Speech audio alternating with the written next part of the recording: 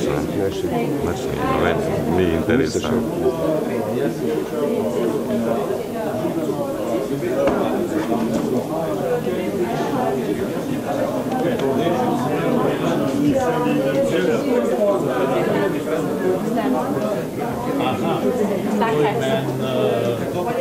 Sežemo, ali ne znam, ovi spadam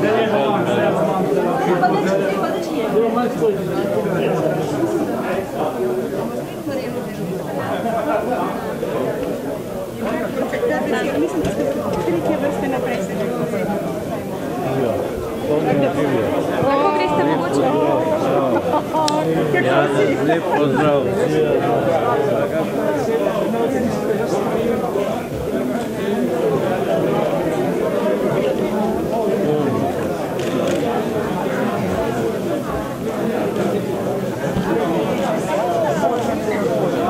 Ovo je bilo stvarno brzo?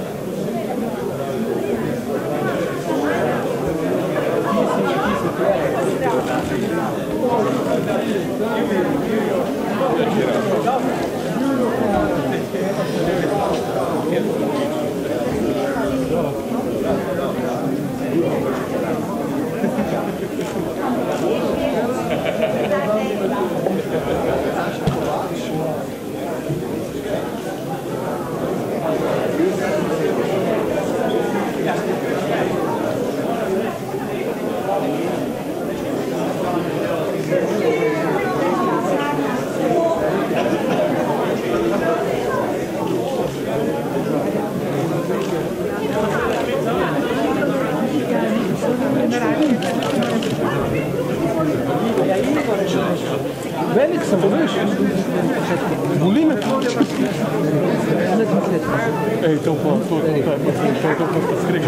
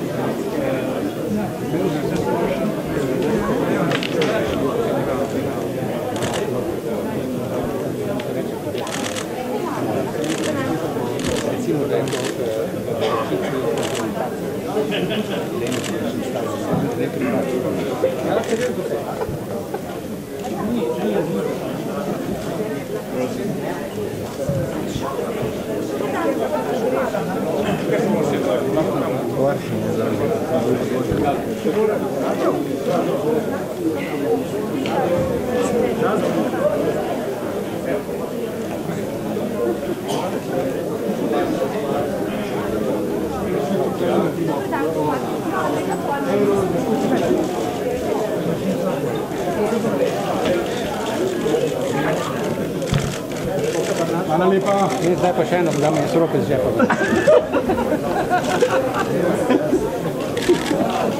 Slišal, kaj je naš to prej. Hvala. Hvala. Ne nihče ni bilo tako hudo. Ja, pa je naš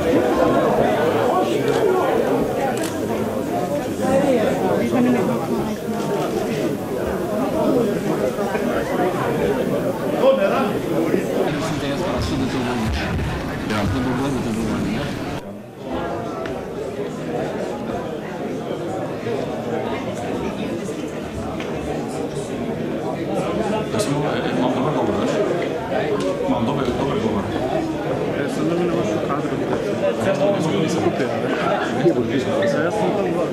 Ne, jaz sem tam spode, jaz ne morem biti v kadru.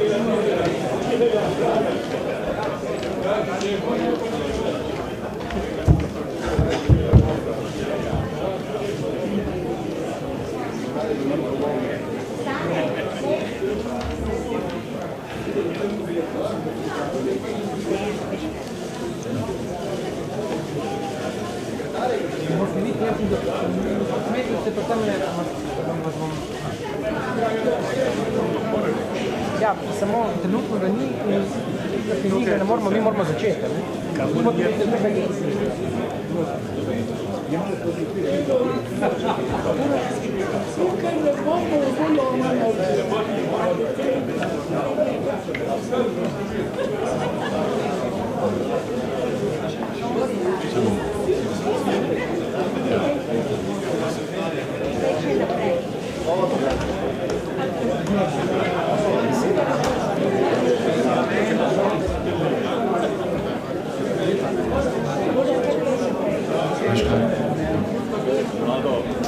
Spoštovane, spoštovane. Spoštovane delegatke, spoštovani delegati 14. izrednega kongresa Zveze komunistov Jugoslavije, spoštovani predsednik Republike Slovenije, gospod Borut Pahor, drage članice in člani predsedstva socialnih demokratov, cenjene predstavnice in predstavniki medijev, spoštovani gostje omizja in ostali prisotni. Dovolite mi, da vas kot novi predsednik socialnih demokratov najlepše pozdravim na tem tovariškem srečanju in se hkrati tebi, dragi Ciril, zahvalim, ker si mi dal možnost, da vodim to srečanje.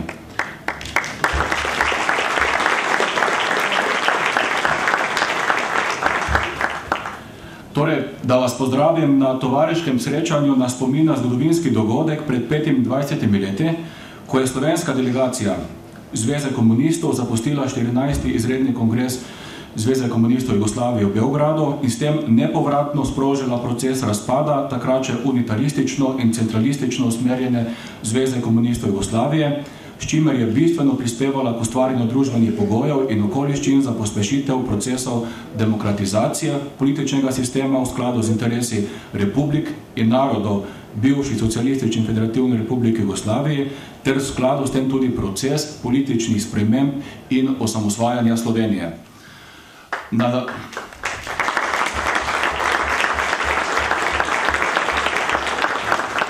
Na začetku tega slavnostnega srečanja vas vljudno prosim, da z minuto molka počastimo spomin vseh, v 25 letih preminulih udeležencev takratnega kongresa.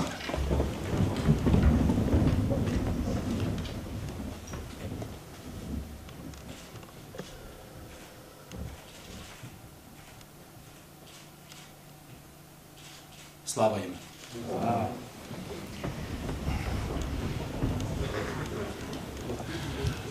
Tovarišice in tovariši, drage prijateljice in prijatelji, Socialni demokrati smo danes ponosni, da ste članice in člani predhodnice naše stranke, Zveze komunistov Slovenije, v prelomnih časih družbenih sprememb v državah Evrope z nedemokratičnimi, enostrankarskimi političnimi ureditvami v razmerah krepitve unitaristične politike v nekdanji Jugoslaviji, ki je napredne spremembe oteževala in jih tudi izrecno onemogočala, zmogli znanje, prepričanje in potrebni pogum za odločitve, ki so slovenskim naprednim gibanjem in strankam omogočili sprejemanje odločitev, katere so v nadaljevanju omogočili uveljavitev večstrankarske družbene ureditve in osamosvojitev Republike Slovenije.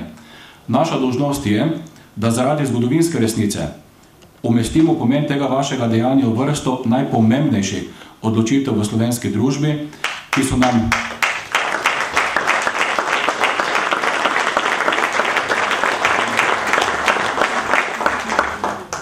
so nam omogočili oblikovanje samostojne in neodvisne ter demokratične Republike Slovenije.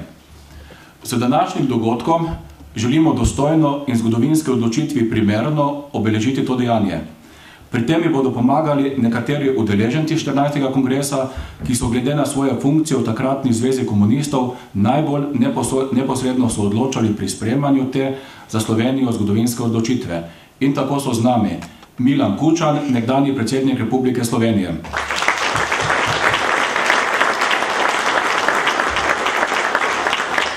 Dr. Ciril Ribičič, nekdanji predsednik Zveze komunistov Slovenije in stranke prenoviteljev.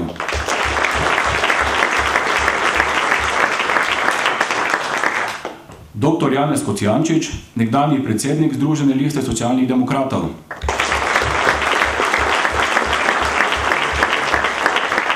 In tovarišica Sonja Lokar, nekdanja delegatka ter sekretarka Centralnega komiteja Zveze komunistov Slovenije in predsednica Evropskega ženskega lobija.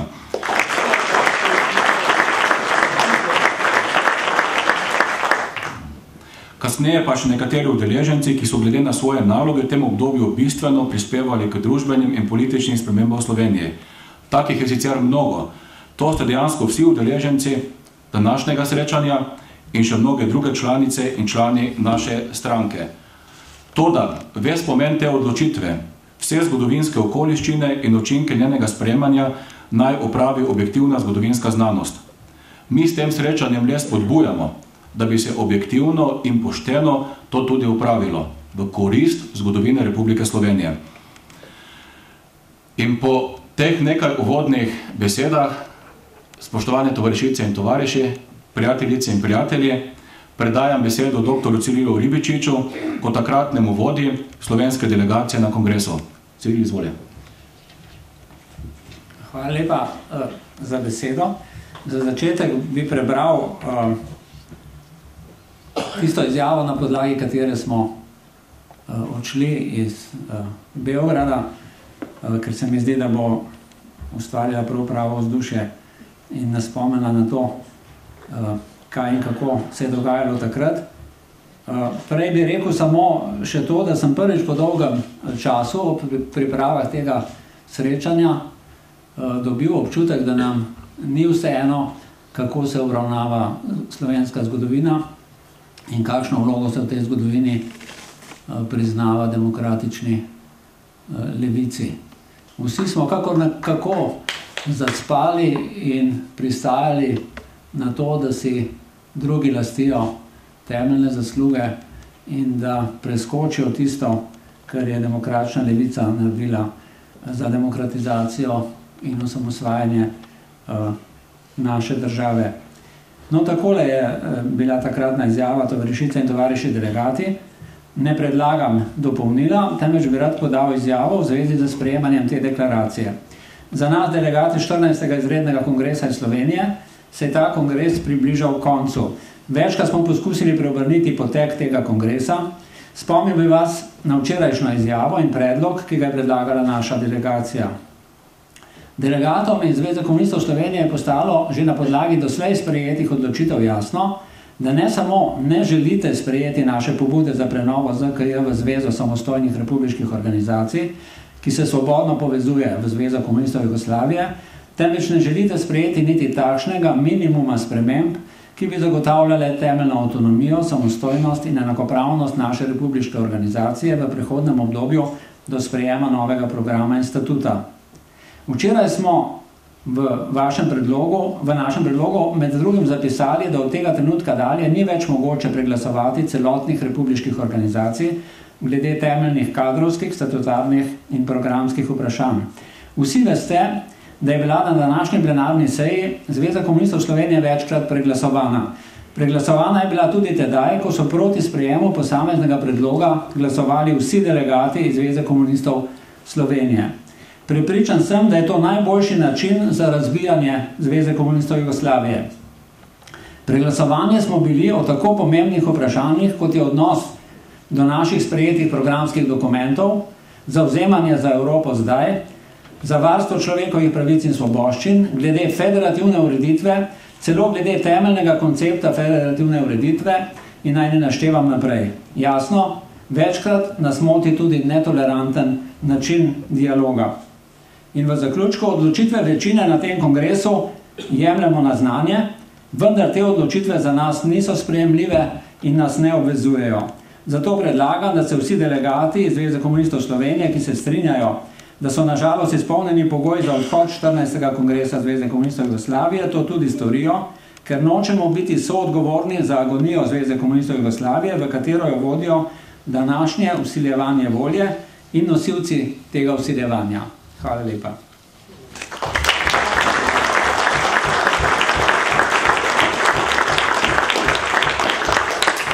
Program za evropsko kakovost življenja, znan kot pod parolo Evropa zdaj, s katerim smo šli na 14. kongres Zveze komunistov Jugoslavije, predstavlja korak naprej od Kučanove zamisli o socializmu, o demokratičnem socializmu po meri človeka. V njem smo se zavezali, da bomo živeli in delovali po zahtevnejših evropskih standardih, da se ne bi nadaljevalo ekonomsko zaostajanje za zahodnimi sosedami. Sprejeli smo izzive pluralne demokracije in poudarili, da bomo v prihodnje nosili samo tisti del soodgovornosti za razvoj Slovenije, ki bo sorazmeren deležu glasov na večstrankarskih volitvah. Drugi cilj, s katerim smo šli na 14. kongres, je bil, da preprečimo preglasovanje republik v federaciji in republiških organizacij v ZKJ po načelu en človek, en glas. Ko se je pred svetovno javnostjo pokazalo, kako je izdatna kongresna večina kot valjar povozila naš program Evropa zdaj, predloge v zvezi z varstvom pravic in svoboščin in ni resno jemala naših opozoril, da ne moremo ostati v ZKJ, če bo vztrajala pri vsiljevanju volja Slovenske zvezi komunistov, smo zapustili kongres. Res je, da so nekateri hoteli, da zapustimo kongres prej, drugi pozneje. Ne omenim, tudi zato, da ne bo stvar preveč resna, da je približno pol dneva pred odhodom do mene prišel podpisan predlog 5 ali 6 delegatov, med katerimi je bil tudi Borut Pahor, da je čas, da odidemo. Jaz se spomnim takrat, da sem poprosil Milana Kučana, da naj mi pomaga prepričati neučakane delegate, da ostanemo na kongresu do takrat, ko bo jasno, da nismo uspeli z nobenim resnejšim predlogom za izboljšanje deklaracije. Naj povem le, kako se je končal njegov nagovor v avli Sava centra med odmorom. Takole je rekel približno: tisti, ki boste potovali domov skupaj z menoj, boste odšli z dvignjeno glavo. To vam zagotavljam, jaz namreč lahko vstopim vsako prevozno sredstvo, ne da bi se sklonil.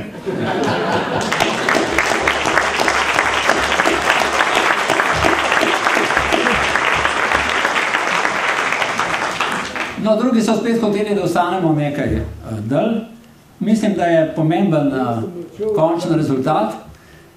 Končni rezultat je, da smo odšli, po moji oceni, pravi čas, da smo odšli vsi razen generala Broveta in da smo, ki ni bil v naši delegaciji seveda, ampak z nami so odšli tudi funkcionarji, ki so bili v zvezdnih državnih organih, in pa, da smo odšli enotni, oziroma da se je naša enotnost z tem odhodom okrepila.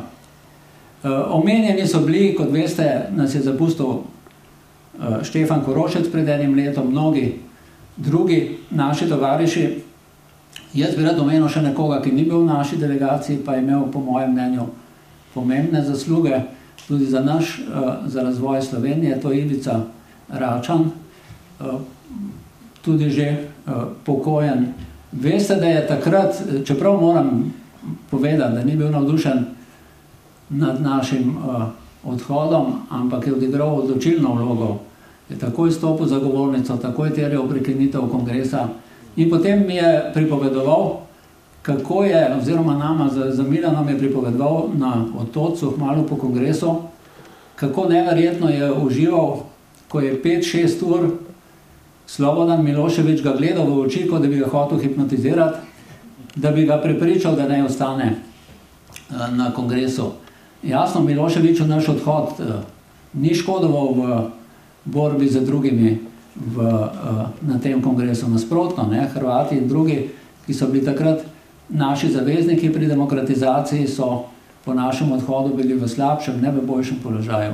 Zato je bila odločnost Račana zelo pomembna, začeli so se ukvarjati z njimi, mi smo lahko veliko mirneje zapustili nekdanjo prestolnico skupne države, kot bi jo sicer. In samo še ena misel, tisti, ki danes iz tujine, v tem konkretnem primeru iz Nemčije, razglašajo Milana Kučana za grobarja Jugoslavije, mislim, da ne razume veliko o tem, kaj se je dogajalo pred četrt stoletja. Ne samo zato, ker je Jugoslavijo razbil srbski hegemonizem, katerega simbol je bil Slobodan Milošević, potem, ko je stopil na čelo uveljavljanja zloglasnega memoranduma Srbske akademije znanosti in umetnosti. Predvsem zato, ker je bil naš program Evropa zdaj graditeljski. To mogoče ni popularno zdaj reči, ampak bom kljub temu rekel, tlakovali smo pot v evropske integracije in na to popotovanje smo povabili delegate iz drugih republik in pokrajin, ostalo Jugoslavijo. Nažalost neuspešno.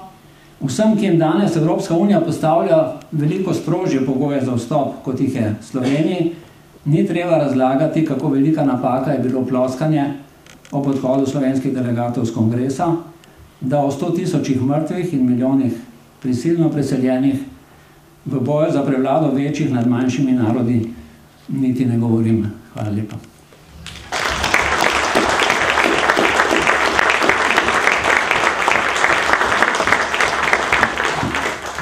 Ciril, hvala. Sedaj pa prosim nekdanjega predsednika Milana Kučana za njegov prispevek. Drage prijateljice in prijatelji, vesel sem, da se po tolikih letih vidimo, kar nas je še ostalo, in vesel sem, da smo tu skupaj z ljudmi, ki danes vodijo stranko Socialnih demokratov Slovenije. Da bi razumeli bolj natančno razloge za to, kar se je zgodilo na 14. kongresu in kako je do 14. izrednega kongresa prišlo, je najbrž potrebno obuditi spomin, kaj se je dogajalo predtem v Jugoslaviji.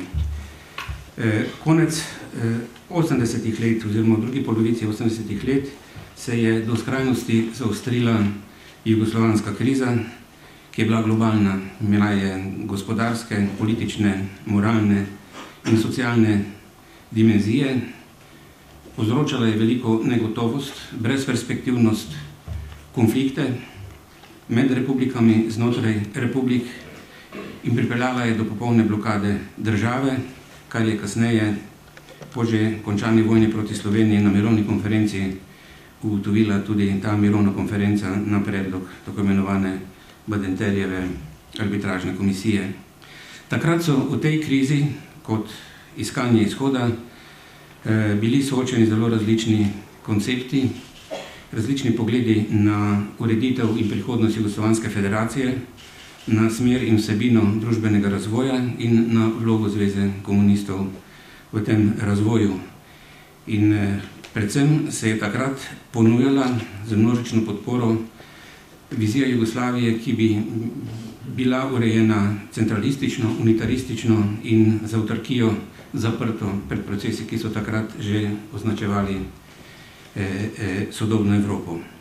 Ti konflikti so se pretežno odvijali in razpletali in zapletali znotraj Zveze komunistov Jugoslavije. To je bilo razumljivo na takratni ustavni položaj Zveze komunistov, ki je imela z ustavo določeno vodilno vlogo in je v bistvu svoje sklepe preko transmisije skupščinskega sistema potem spreminjala v splošno zavezujoča družbena oziroma državna stališča. Delovala je po načelu demokratičnega centralizma, ki je bil seveda uporabljen in razumljen kot večinsko odločanje, pri čemer so možnost odločanja dobivale predvsem tista organizacija Zveze komunistov, ki so imeli največ članstva, to je bila Zveza komunistov Srbije in organizacija Zveze komunistov Jugoslovanske ljudske armadi, ki je imela status republiške organizacije in je bila pri odločanju povsem enakovredna. Načelo demokratičnega centralizma se je v odnosu do slovenskih pogledov uporabljalo kot sredstvo discipliniranja oziroma kot poskus discipliniranja Slovenske zveze komunistov in to se je najbolj drastično pokazalo takrat, ko je bila na hitro sklicana seja Centralnega komiteja Zveze komunistov Jugoslavije z namenom, da pritisne na vodstvo Slovenske zveze komunistov Slovenije, da prepreči sprejem dopolnil k slovenski ustavi. Pritisk je bil takrat tako močen, da mi ni preostalo drugega, da sem takrat v imenu slovenskih članov Centralnega komiteja Zveze komunistov Jugoslavije odgovoril, da smo mi, slovenski komunisti, odgovorni slovenskemu narodu in slovenskemu delavskemu razredu, da smo najprej Slovenci in potem Jugoslovani. V tistih konfrontacijah, ki je v veliki meri potekala že v predsedstvu Zveze komunistov Jugoslavije, so velik del bremena nosili tudi pokojni že omenjeni Štefan Korošec, potem Boris Muževič in nekaj časa tudi Franček Šetinc. Takrat je družbeno sceno odlikovalo ali pa zaznamoval tudi zelo močan razvoj civilnih družbenih gibanj v Sloveniji. Teh gibanj ni obvladovala Zveza komunistov, branila pa je prostor za njihovo delovanje pred pritiski iz Beograda, pred zahtevami po prepovedi in tudi pred stalno se ponavljajočimi predlogi, da se v Sloveniji zaradi tako imenovane kontrarevolucije uvede izredne razmere. Ta gibanja so ne samo, da jih ni obvladovala Zveza komunistov, ampak so bila tudi opozicija Zvezi komunistov in so imela za svojimi stališči in svojim delovanjem tudi močan pritisk in vpliv na institucije takratne Slovenske republike, seveda tudi na Zvezo komunistov. Zlasti je ta pritisk šel v dve smeri. Prvič v smer poudarjanja pomena človekovih pravic in svoboščin in je za ta fenomen demokratične družbe tudi zelo senzibilizirala takratno uradno slovensko politiko in to je bila ena od ključnih točk konfrontacije z beograjsko oziroma zvezno politiko. In druga točka konfrontacije je bil položaj Slovenije v Jugoslaviji. Pri v tem sklopu teh aktivnosti znotraj civilne družbe so posebno glasna bila gibanja, ki so bila povezana z glasilom Mladina in z glasilom Nova revija. Potrebno se je spomniti tudi mednarodnih okoliščin. Takrat je že bila jasna napoved zloma tako imenovanega komunističnega sveta, blizu je bil padec Berlinskega zidu in močen je bil takrat že strah pred nekontroliranim razpadom Sovjetske zveze. Slovenska zveza komunistov je takrat iskala svoj odgovor na izzive krize. Oblikovala je celoten koncept, ki je bil predstavljen v dokumentu 11. kongresa za evropsko kvaliteto življenja z geslom Evropa zdaj, ki ni zajemal samo spoznanja, ki so zorele znotraj Zveze komunistov, ampak tudi številne ideje, ki so dozorele znotraj civilne družbe. To je bil program z opredelitvijo do vseh ključnih vprašanj in dilem takratnega stanja v družbi. Bil je pravzaprav program razvoja, kot je že dejal Ciril Ribičič. Če vas spomnim samo na ključne točke, to je bil odnos do lastninskega pluralizma, do veljave trga in tekmovalnosti, stališče, da je nujna demokratizacija družbe, opredelitev do odpovedi vodilne vloge Zveze komunistov, kar je storil tudi eden od amandmajev k slovenski ustavi. Bila je to odločitev za strankarski pluralizem, bila je to napoved demokratičnih volitev, s katerimi je tudi Zveza komunistov sama želela izmeriti zaupanje, ki ga uživa med slovenskimi državljani in težo, ki ji jo pripisujejo v političnem življenju. In bila je tudi jasna opredelitev do koncepta Jugoslovanske federacije kot prostovoljne skupnosti enakopravnih narodov na podlagi interesov za skupno življenje, v katero nihče ni nikogar sprejel in mu določal pogoje in mu tudi nihče ne more postavljati pogojev za odhod. To je kasneje bilo tudi izhodišče za naše vztrajanje na konceptu razdružitve z Jugoslavijo in ne odcepitve Slovenije. In pomembno je bilo tudi stališče o prihodnem konceptu Zveze komunistov Jugoslavije kot zveze nacionalnih organizacij, ki odgovarjajo in nosijo odgovornost pred svojim narodom in svojim delavskim razredom, kar je na nek način vrnitev k tistemu, kar je bilo zapisano že na ustanovnem programu slovenskih komunistov na Čebinah pred vojno. Program je bil takšen, kot je bil sprejet na kongresu, ponujen v presojo slovenski družbi in v presojo Zveze komunistov Jugoslavije oziroma drugim organizacijam Zveze komunistov.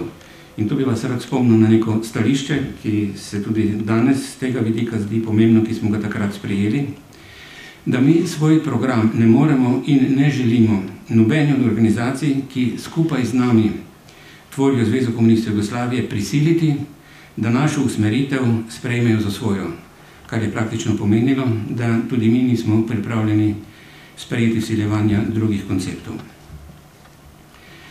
Ta program je, kot sem rekel, bil tudi že platforma za naš nastop na 14. kongresu, kjer je bil izsiljen kot izredni kongres, kljub našemu zoperstavljanju. Bil je v celoti zavrnjen, po našem pričakovanju, ker smo poznali razmere v drugih delih Zveze komunistov, čeprav smo iskali zavezništva in smo deloma zavezništvo dobili samo v Zvezi komunistov Hrvaške. Po zavrnitvi teh naših programskih izhodišč in ključnih smotrov, mi Zveze komunistov Jugoslavije z njenim diktatom nismo več prepoznali za svojo organizacijo. Odhod in razhod z Zvezo komunistov Jugoslavije je biologična posledica. Računali smo s to možnostjo, o tem, kako se je to odvijalo, je že govoril Ciril in mogoče še danes govora. Ni pa točno, da smo mi že z figo že pošli na ta kongres. Mi smo se na kongresu zelo prizadevali, da bi sprejeli vendarle drugačno usmeritev, ki bi omogočala neko demokratično razvojno potenco v takratni Jugoslaviji, pa to žal ni bilo mogoče. Samo odločitev o odhodu pa je bilo seveda potrebno izpeljati tako, da bi bila prepričljiva za Slovenijo, za Jugoslavijo in za mednarodno javnost. Bila je po svoje tudi igra živcev, o tem je govoril že Ciril in ne bi rad tega ponavljal. Nam so bile pa jasne posledice naše odločitve in našega odhoda, da je to odločilen prvi in zelo pomemben korak v razpad države. Zakaj? Zato, ker so z odhodom Zveze komunistov Jugoslavije praktično razpadle vse integracijske vezi, ki so združevale narode Jugoslavije v skupno državo. Že prej je razpadel enoten trg, ideologija oziroma koncept bratstva in enotnosti je bil že prej porušen z poudarjanjem več vrednosti enega naroda kot državotvornega naroda in integratorja Jugoslavije. Ideologija samoupravnega socializma se je izpraznila, ker se je zbirokratizirala. Zveza komunistov je z odhodom slovenskih delegatov razpadla.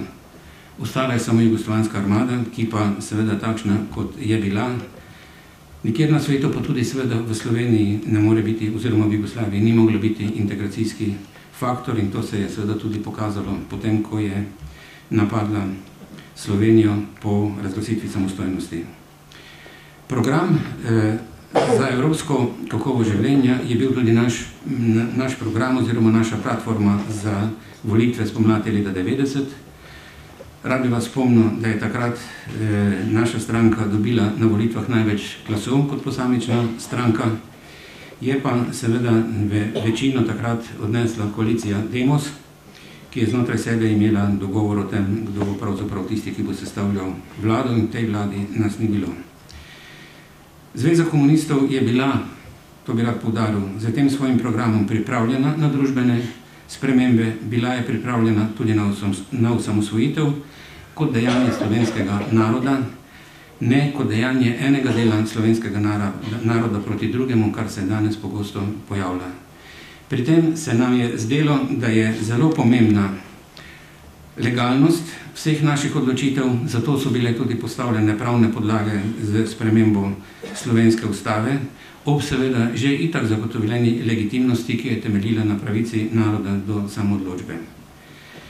In ravno tako smo si prizadevali za to, da bi naša odločitev za samostojnost bila prepričljiva za jugoslovansko javnost, za mednarodno javnost, ki pa je bila seveda takšnemu ravnanju, takšni odločitvi Slovenije takrat nenaklonjena, in nas je ta nenaklonjenost, mislim, na Slovenijo spremljala tudi še potem do začetka leta 1992, ko so prišla pravzaprav množična mednarodna priznanja. Ta prizadevanja o legalnosti in o prepričljivosti so se potem pokazala v mučnih razpravah o zakonu o plebiscitu, tako da je na koncu vendarle prevladalo prepričanje, da prav zaradi prepričljivosti in legitimnosti plebiscita mora biti zagotovljena večina tistih, ki so volilni upravičenci, in da je zato tudi pomemben sporazum takratnih političnih strank, da je plebiscit skupno dejanje, za katerega skupaj nosi odgovornost in za katerega se nobena od strank ne bo pripisovala posebnih zaslug. Koliko časa je ta sporazum veljal, je seveda drugo vprašanje. In če končam, to današnje srečanje razumem kot spominjanje, ne zaradi zaslug ali poveličevanja prispevka Zveze komunistov k takratnim dogodkom in k nastanku slovenske države, ampak zaradi resnice o naši vlogi, ki se dostikrat sprevrača ali tudi zanika, zaradi resnice o naši takratni vlogi v takratnih procesih. Mislim, da je to srečanje potrebno tudi zaradi potrditve dejstva, da se je Zveza komunistov Slovenije takrat obnašala in ravnala in zavzemala stališče in delovala v interesu slovenskega naroda in imela nobenih posebnih od slovenskega naroda odvojenih interesov. In tako socialna demokracija ravna in bi morala ravnati tako tudi danes. Ali je seveda ravnala tako ves čas, tudi takrat, ko je vodila vlado slovenske države, je seveda vprašanje za morebiti kritično razpravo kdaj drugič. Mislim pa, in s tem res končujem, da smo vsi, ki smo takrat živeli in delali v Zvezi komunistov Slovenije, lahko ponosni na delo, ki smo ga opravili. Hvala lepa.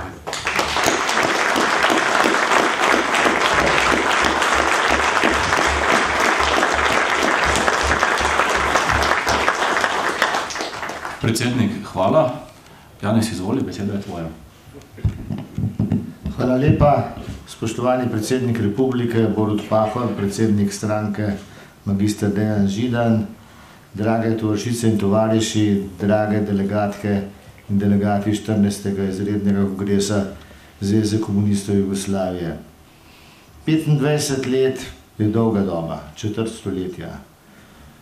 In lepo vas je videti ponovno, čeprav nas seveda spremlja tudi marsikakšno spoznanje. Eno od njih je, da smo 25 let starejši, morda bogatejši za kakšno izkušnjo, številne pozitivne in tudi kakšno grenko.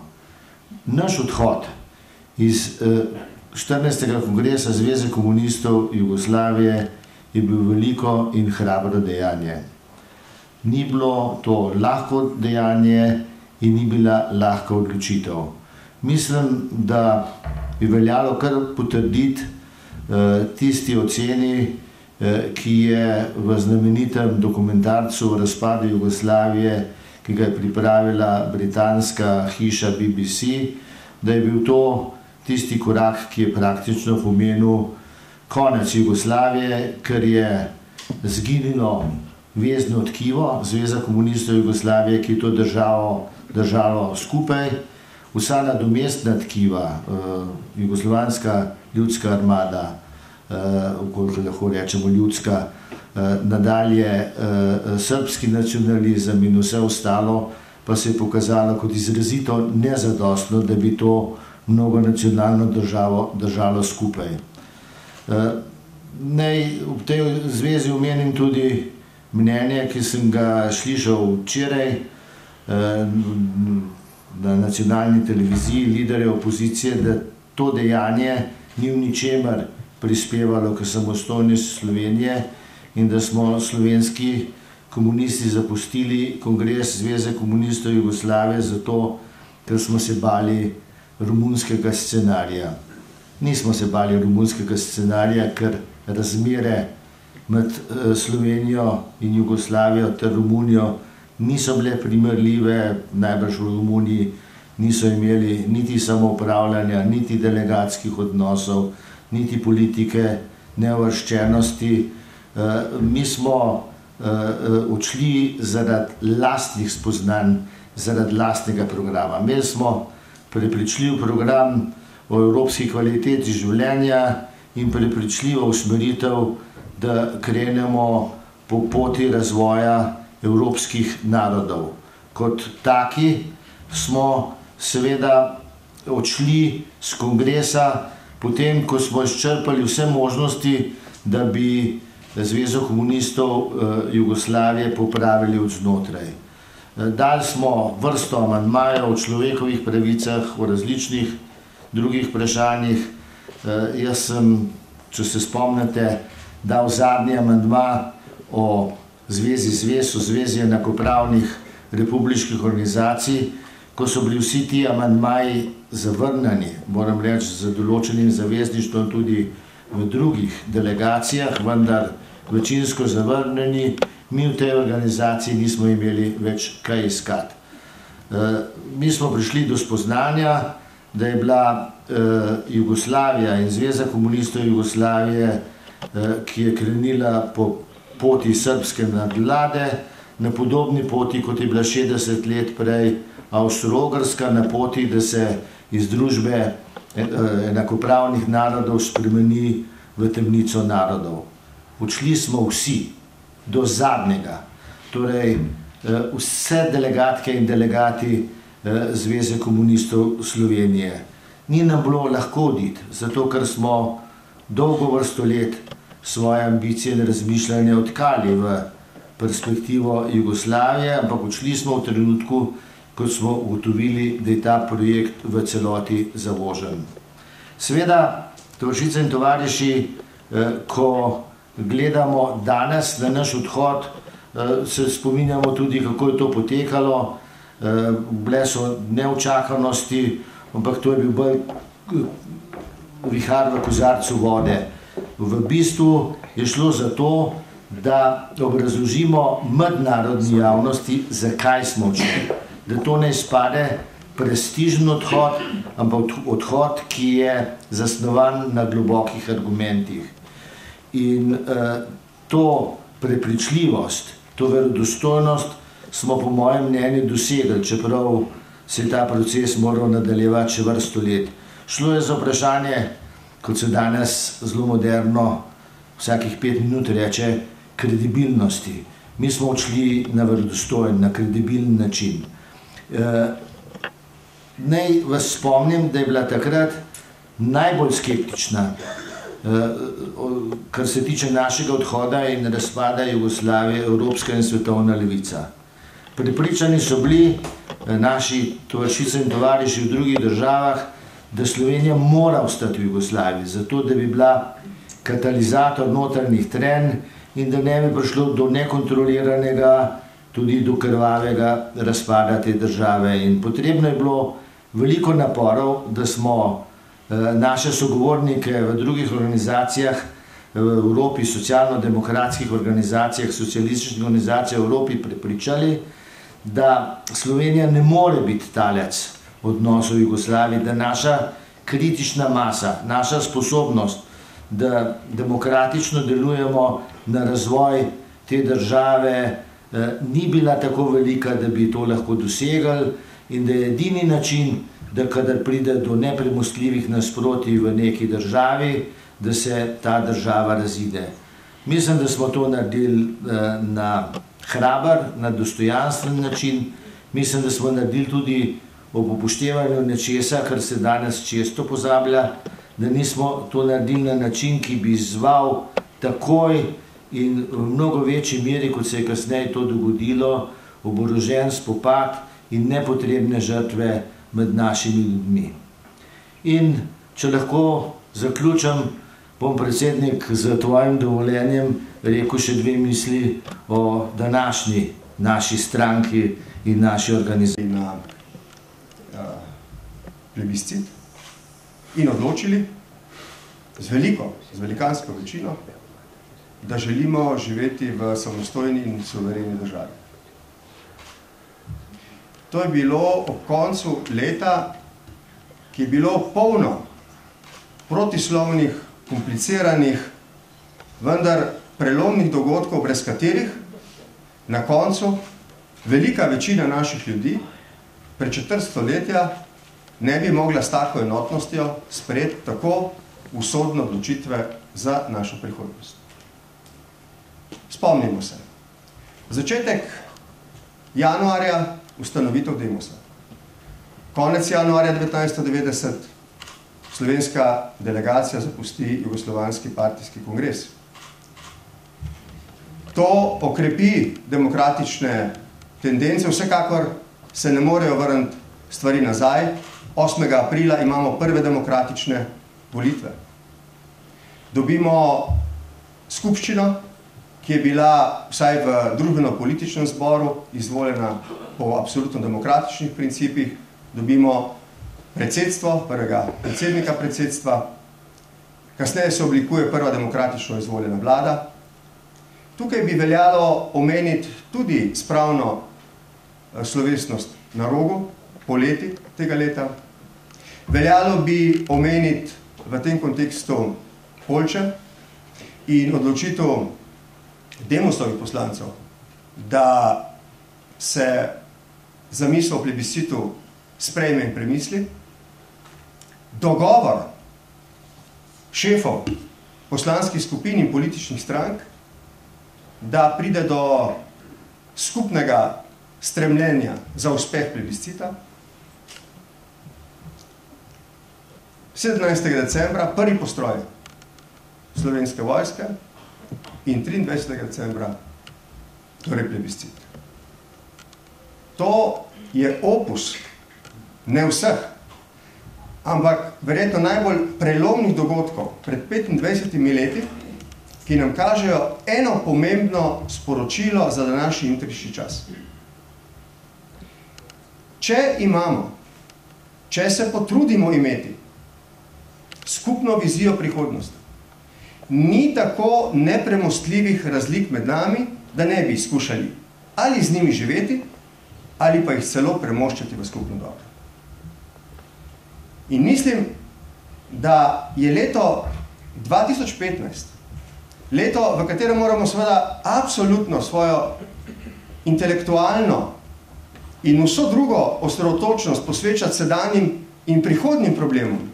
Vendar pa bi tudi tukaj, kot sem to storil ob začetku tedna, ko sem se srečal za ustanovitelji Demosa, pozval vse, da se ob teh prelomnih obletnicah, med drugim letos bo tudi 70 let konca druge svetovne vojne in pomembnih dogodkov za slovenski narod, ki so povezani s tem, da se teh prelomnih dogodkov spomnimo kot en velik zgled in tudi navdih, da je mogoče tisto, kar se morda danes, na začetku leta 2015, ne zdi tako mogoče. Da bi ta naša dežela, samostojna država, išla iz krize, da bi znova postala močna, gospodarsko, socialno, kulturno, duhovno, moralna, da bi znova postala aktiven del skupne evropske zgodbe in da bi skupaj z drugimi Evropejci pisali zgodbo, ki bo v naše otroke in vnuke vlivala upanje. Zato se mi zdi vredno, da te spomine iz 25 let nazaj, kolikor je le mogoče, ohranjamo. Ne zato, ker bi bili to eni in isti dogodki, eni in istih ljudi. Ne. Prav zaradi tega, ker so to tako zelo različni dogodki različnih ljudi. To, da so se vendarle počasi, ne brez problemov, da smo se povezali na koncu v tako močno večino, ki je uspela na plebiscitu konec decembra 1990, je epohalnega pomena za našo samozavest danes. In v tem smislu je tudi ta dogodek odločitev nas, delegatov Slovenske zveze komunistov Slovenije, da zapustimo kongres v Beogradu in gremo domov, vedoč, bolj ali manj vsi med nami, konsekvenc, ki smo jih povzročili s tem ravnanjem, da je to tudi eden od mozaikov v tej mavrični podobi slovenske različnosti, ki, ko se sestavi skupaj in da nek enoten videz, lahko premika zgodovino, lahko pokaže, da Slovenci nismo zgodovinski zamudniki in lahko premikamo meje doseženega daleč bolj naprej, kot kakšenkrat zase mislim. Hvala lepa.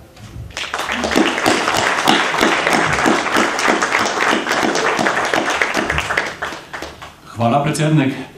Spoštovane delegatke, spoštovani delegati 14. izrednega kongresa, kot šef delovnega predsedstva sem se odločil, da je beseda tudi vaša. Torej, če kdo želi nam spregovoriti, obuditi kakšen spomin, ali enostavno pozdravite prijatelje, izvolite, sedaj je pravi čas.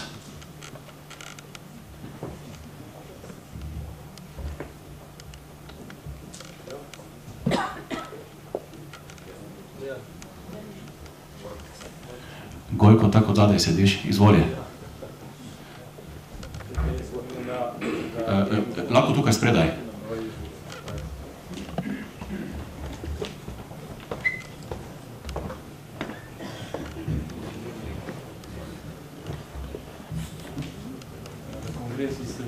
Samo gost, ampak za moje amandmaje, s katerimi bi zaščitili družbeno lastnino v korist samoupravljavcev, je glasovali 100 delegatov, med njimi tudi Milan in Sonja. In jaz, ko zdaj za nazaj gledam, mislim, da bi to dejansko napoved tistega, kar se je zdaj dogodilo, uničati Jugoslavijo in kolonizirati korist zapadnega kapitala. Po kongresu smo se pač razšli. Jaz pač sem verjel to, da se morajo samoupravljavci pretvoriti v partnerske družbe. Večina v tej stranki je glasovala drugače, zato smo se razšli.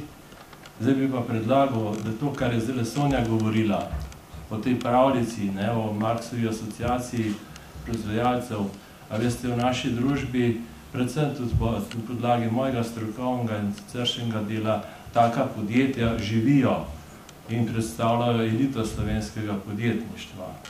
Tako da tej stranki predlagam, in tudi vsem drugim strankam, ker nikoli nisem samo za eno delo, da poslušate in prisluhnete tem bogatim izkušnjam, ki smo jih v slovenski družbi že dosegli v tej smeri preseganja sploh družbe neznega dela. In danes tudi ekološko vprašanje postaja centralno. Samo s tako orientacijo ekonomske demokracije je potem tudi sploh mogoče rešiti problem ekološkega obstoja človeštva. Skratka, predlagam vam razpon med nami, med menoj in staršo slovensko srednjo in znanstveno in laično je ogromen, da to ugotavljam. Zlasti mlada generacija sploh ne ve, kako smo živeli zadnjih 60 let, o tem se čisto nič ne uči. Jaz sem praktično, moram reči, žalostno ugotavljam edin pišem take knjige, so lahko osnova za debato.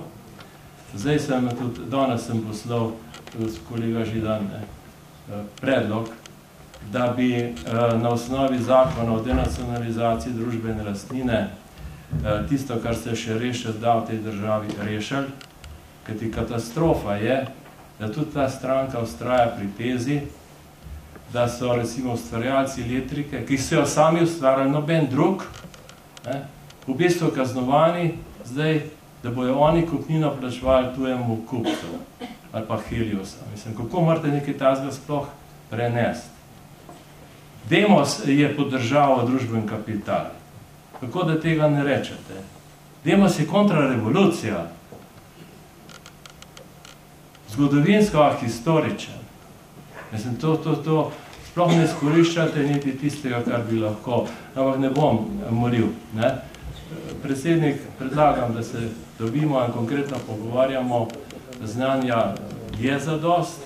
Menoj pravzaprav dela širok krog inženirjev in drugih, ki znamo delati, neč vekati, konkretne projekte, zdaj družba razvojne projekte, ki so dobičkonosni, da se bo zasebnim kapitalom pokrenilo ta naš razvoj, pa da bo šel družben produkt gor, ne 1%, ampak 6% letno. Lep pozdrav, hvala. Vojko, hvala.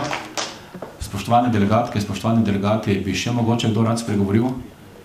Če ne, pa sem vesel, ker imam potem jaz nekaj več besede. Ni skrivnost, da socialni demokrati imamo prenovljeno vodstvo, ne samo na državni ravni, imamo prenovljeno vodstvo tudi na lokalni ravni, ki je včasih celo pomembnejša raven, kot je državna raven. Sem vesel, da se je danes sestavilo prvič v nove sestavi in se na ta način tudi konstituiralo predsedstvo socialnih demokratov, kjer so notri izjemni ljudje. Vesel sem, da je med nami v predsedstvu tudi tovarišica Sonja Lokar. In mi nismo stranka, ki nastane čez noč in ki izgine čez noč. Mi smo stranka, ki imamo svojo dolgoletno tradicijo, imamo vzpone, včasih tudi kakšen zdrs, vendar mi vemo, da imamo tudi svoje predhodnike. In Zveza komunistov Slovenije je pred 25 leti za svojim dejanjem na nek način tudi tlakovala pot samostojne Slovenije na način, ki je bil do države prijazen. Tlakovala je tudi pot, da spreminjamo družbeno-politično ureditev v pluralno. Mi se tega zavedamo in to spoštujemo. Smo pa tudi stranka, ki je obrnjena zlasti v prihodnost. In imamo skupni cilj, ki želimo, da ni samo cilj socialnih demokratov, ampak je cilj državljank in državljanov, ki živijo v Sloveniji. In to je, da skupnimi močmi izgradimo družbo, izgradimo državo, ki bo uspešna, ampak tokrat uspešna za vse in ne samo za elite. Vabim vas, da pri tem cilju skupaj se borimo za ta cilj, skupaj ga uresničujemo, da pa se tudi zavedamo, da je takšen cilj tudi naša dolžnost. Spoštovane, tovarišice in tovariši, drage prijateljice in prijatelji, zahvaljujem se vam za današnjo udeležbo in vas vabim na druženje in na klepet v preddverju. Lep dan naprej.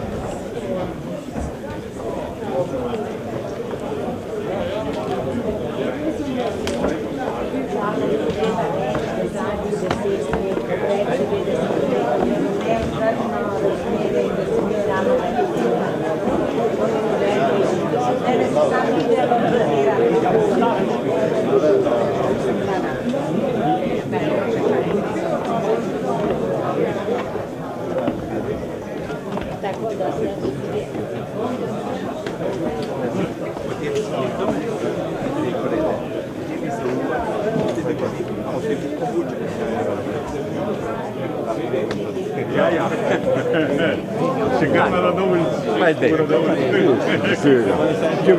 Sam da pospravim tole. Ja, delavke škode. Je pa zelo blizu, tako da on pa... Ja, to kar njega probe, ma on je vsega smeti.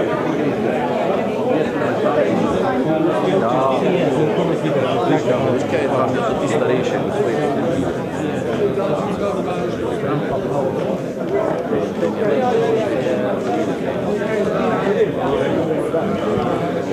če bi imela možnost.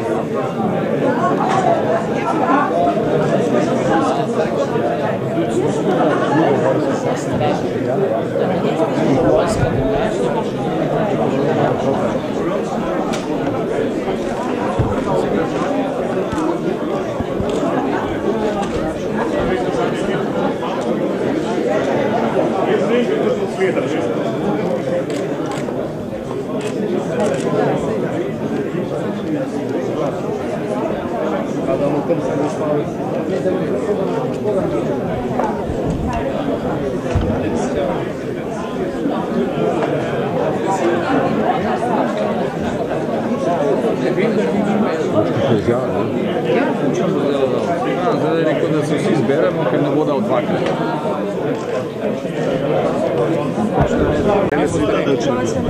Ja. Ne bo pet predstavljeno. Kakšna vodba? Veš, kako smo prizorni, pole ne zgledajo, a še ne pa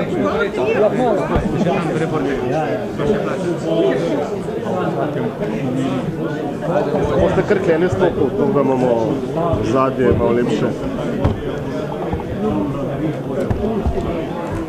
Ti? No?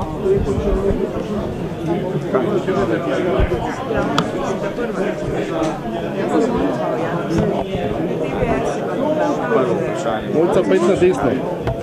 Pejt sam to, da vam zaradi pogleda. Dobro. Tako je. Zdaj na levi. Teče. Srce ti je levo. Gospod Kučan, gospod Janša vas je včeraj izzval, če bi se soočili z njim, ta izziv mislim, da že nekaj let je v zraku, se boste odzvali, bi šli na soočenje z gospodom Janšo, zakaj bi mu na tem soočenju se znali izvedeti? Mene ni izzval, ne more izzvati. Bil je priložnost, ko sem 3-krat kandidiral za predsednika države, prvič za predsednika predsedstva in 2-krat za predsednika države, da bi se soočil z menoj.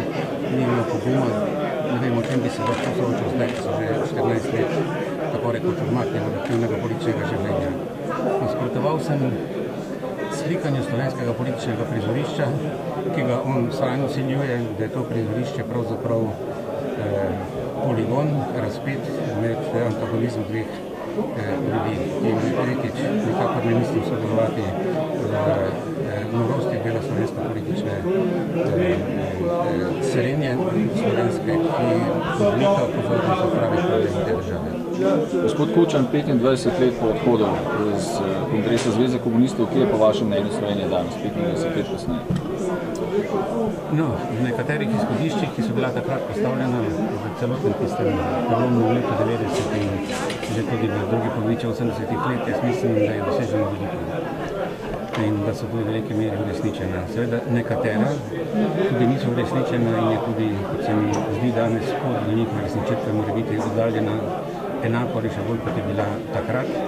Treba namreč upoštevati, da je odločitev ali da so odločitve takrat izvale težke razmere, da so si ljudje želeli sprememb, da so te spremembe vlagali zelo velika pričakovanja, ki so bila seveda različno motivirana in da se potem z razvojem ta nekatera velika pričakovanja niso uresničila, zlasti, da se niso uresničila ali pa da so različno razumljena in da se danes tudi v slovenski politiki različno interpretirajo temeljne odrednice slovenske države, kot so zapisane v ustavi, da je Slovenija pravna in socialna država.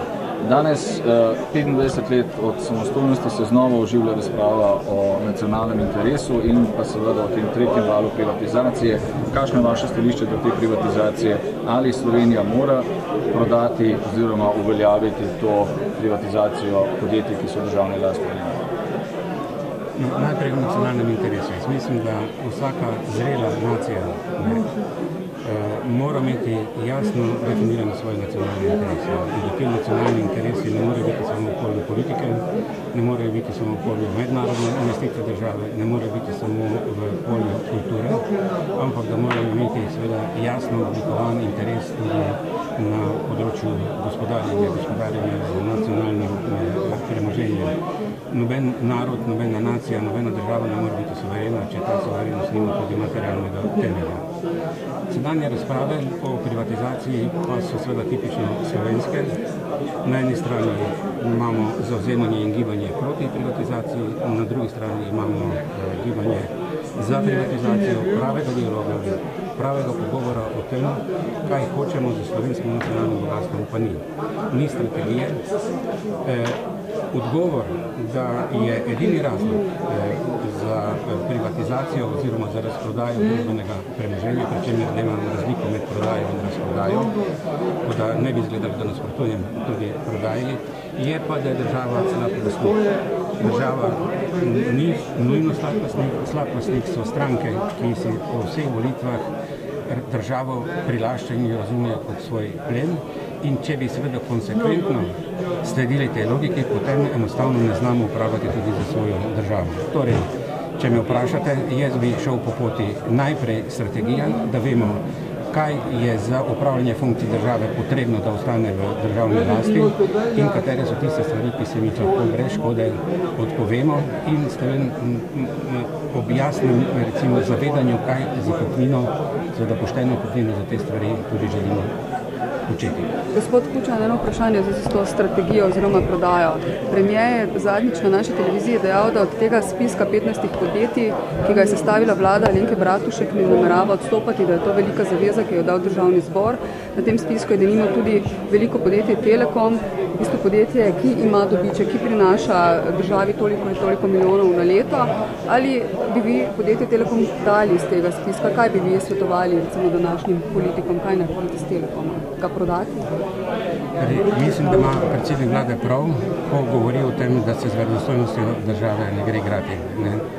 Ker državno preprosto ne more enkrat izjavljati eno, potem izjavljati drugo. Za mene je bolj seveda vprašanje, kdo je v imenu države te zaveze dal in kakšna je bila možnost državljanov te države, ki gre v bistvu za njihovo premoženje, da se je z tako zavezo zavezal.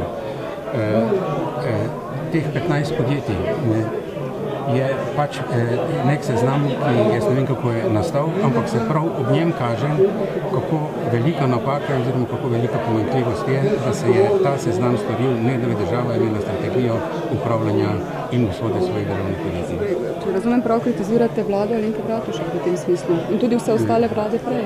Mislim, da si tu lahko kar podajo roke in skupaj prevzamejo odgovornost za to, ker dobro, 15 podjetij mogoče seznam oblikovan zdaj, ampak kako daleč nazaj segajo pa korenine teh obljub, je seveda pa drugo vprašanje in to je pač stvar razprave tistih, ki ta razmerja najbolj poznajo. Gospod Kučan, prav glede privatizacije se zdaj nekako na novo oblikujejo tudi politike, nova zavezništva. Kje se vi danes osebno bliže vidite, pri Združeni levici ali pri stranki SD, ki ste jo včasih zastopali? No, če vam najprej za šalo govorim, vidim se v Murglah, tam živim, tam sem kot penzionist in itak imam tam zelo velik vpliv. Mislim pa tako, kot je bilo rečeno tudi na tem današnjem srečanju, da bi na tej, če že govorimo o levem polu političnega življenja, te stranke morale iskati medsebojno zavezništvo, medsebojno zavezništvo tudi seveda z vsemi strankami, ki jim je pred očmi slovenski interes za čim boljšo slovensko prihodnost in boljše življenje slovenskih ljudi, kot pa iskanje medsebojne konkurence v stališčih do tako občutljivih vprašanj, kot je recimo privatizacija državnega premoženja. Če se te stranke poenotijo, oblikujejo, kot ste rekli, zavezništvo, lahko pade tudi vlada. No, je vsekakor seveda glavno ali največjo stranko vladajoče koalicije štejem kot nosilca te integracije teh stališč in takšnega prizadevanja.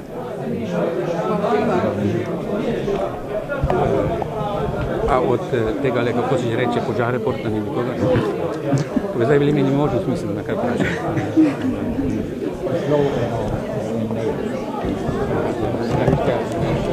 Ja, predlogom, da bi ne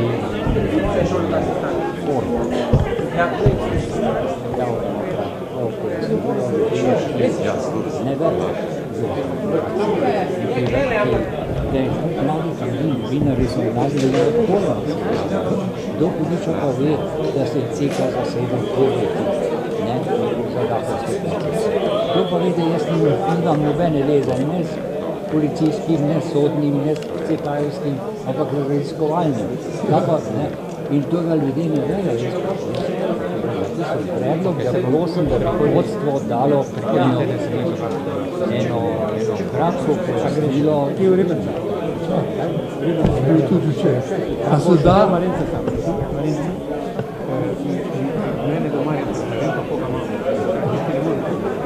A se da, kot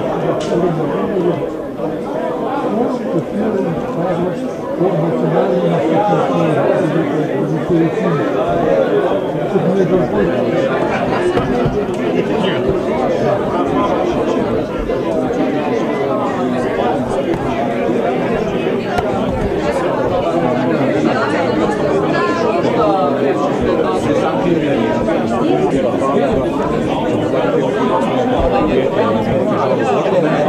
katero je lahko prepuščeno cesto, na kateri je tržno zakonitost. Tako da prvi občutek o prebiranju dokumenta, ko je bil kratek pogled na dokument, je dober. Vsaka pa morajo strokovnjaki natančno pogledati in to je nekaj osnovom za bolj resne pogovore. Še vprašanje, da se s tem paketom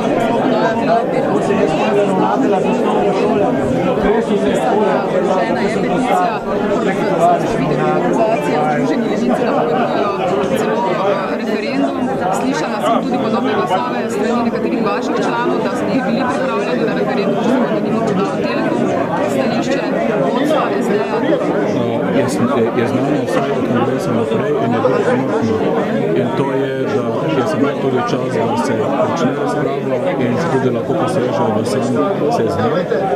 Ti pogovori več čas potekajo, v tem trenutku ne moram reči, da nas obe koalicijske stranke podpirata, ni pa tudi več tako pomilega mnenja, kako je bilo na začetku. Pomembno je pa še nekaj in na to tudi upozorim.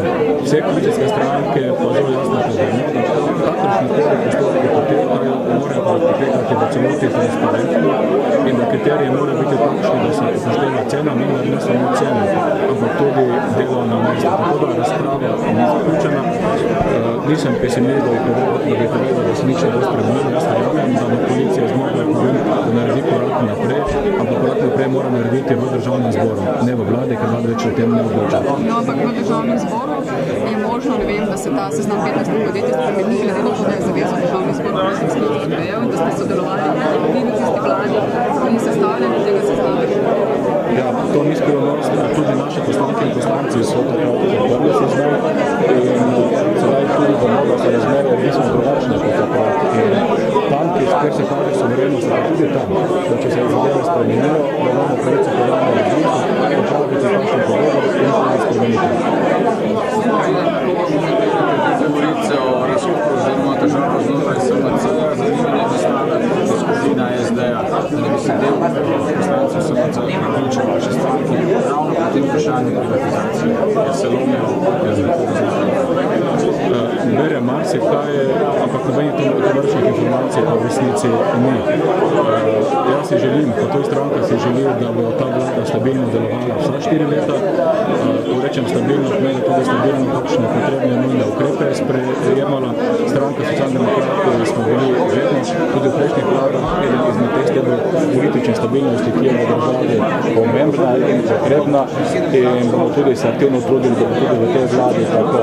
Nobenih klicev iz nobenih strank ni bilo, da kdorkoli želi priti k nam. V končni fazi ljudje so bili nekaj druge izvoljeni, pa verjamem, da politik, ki je bil izvoljen, mora tudi svoj narod opraviti. Pa je to vaše mnenje, privatizacija lahko tisti kamen, na katerem se tudi izvolje koalicija, če ne prije do nekega soglasja v upravnem in državnem državi? V tem trenutku nič ne kaže na to. Policija ima svoje težko vprašanje. Prvo težko vprašanje je rebalansa 2015, drugo težko je tudi čim bolj uskladiti tudi različna mnenja o upravljanju državnega premoženja. Ampak jaz verjamem, da smo zadosti politično zreli, da vemo, da to moramo narediti, doseči tudi kakšen kompromis in potem to državo voditi v korist teh ljudi, ki tukaj živijo. Pomeni seznam 15 obstoječe gre na to in gre v prodajo. Seznam obstoječih 15 podjetij je državno zbor sprejel. Mi mislimo, da je čas, da se ponovno opravijo pogovori in da se potem tudi, če potrebno spremeni, kaj odzame, kaj tudi bodoče potrebno in te pogovore nadaljujemo tudi naprej.